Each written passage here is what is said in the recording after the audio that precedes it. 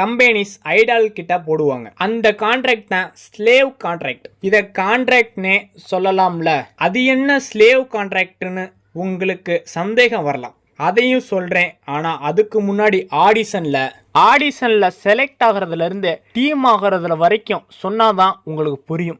ஆடிஷன்ல select பண்ற 20 பேரையும் ரொம்ப அக்யூரேட்டா பார்ப்பாங்க. டான்ஸ், சாங்ஸ், பேசுற விதம், ஆடிஷனை அட்ராக்ட் பண்ற திறமைன்னு எல்லாத்தையுமே கவனிப்பாங்க. அப்புறம் அதுல இருந்து 7 பேரை செலக்ட் பண்ணுவாங்க. அந்த 7 பேர்ல யார் யாருன்னு வெளி உலகத்துக்கு தெரிய வைக்க பெருசா ப்ரோக்ராம் பண்ணி ப்ரொமோஷன் பண்ணி டீம் நேமை செலக்ட் பண்ணி டெபியூட்னு அனுப்புவாங்க.